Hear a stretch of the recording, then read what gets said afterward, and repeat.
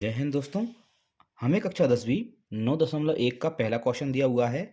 Circus का एक कलाकार एक 20 मीटर लंबी डोर पर चढ़ रहा है जो अच्छी तरह तनी हुई है और भूमि पर सीधे लगे खंबे के शिखर से बंधा हुआ है।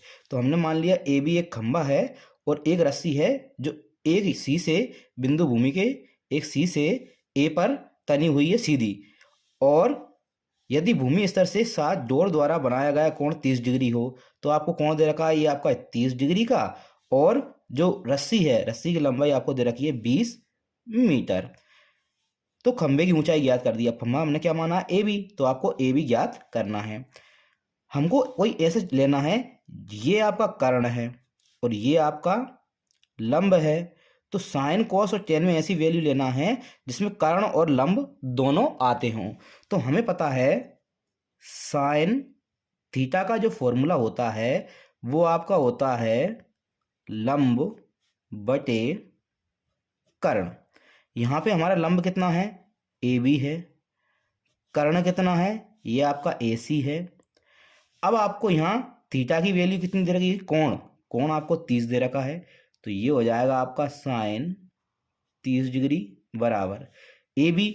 यहाँ ए बी की वैल्यू हमारे पास नहीं है तो हम ए बी को इसी प्रकार लिखा रहने देते हैं बटे ए सी। ए सी की आपको वैल्यू दे रखी 20 मीटर। अब हमें पता है साइन 30 डिग्री का मान जो होता है वो होता है आपका 1/√2 बराबर यहाँ ए बी बटे 20। अब आपको क्या करना, ए बी को यहीं रखा रहने देना है और 20 को 1 में गुणा कर देना है। तो ये आपका ए बी रहा बराबर 20 का 1 में गुणा हुआ तो ये हो जाएगा 20 बटे में √2। अब जो रूट की संख्या होती है वो नीचे आपकी नहीं आती है, तो इसको हटाने के लिए हम परिमेयकरण करते हैं। परिमेयकरण करने के लिए हमको जो √2 है उसका ऊपर गुणा और उसी का नीचे गुणा करना पड़ेगा। हम लिखते हैं यहाँ हमने क्या किया है, परिमेयकरण। अब जो आपका ए बी आएगा, तो जो ए बी की वैल्यू आई वो क्या आई, ए बी बराबर 20 का √2 में गुणा हो जाएगा तो ये हो जाएगा 20√2 बटे में √2 का √2 में गुणा हुआ तो ये आपका 2 आ जाता है, क्योंकि यहाँ जो आपका बनेगा वो क्या बनेगा, 2 गुणा 2 अंदर रूट में बन जाएगा और इन दोनों में से 1 2 आपका बाहर आ जाएगा।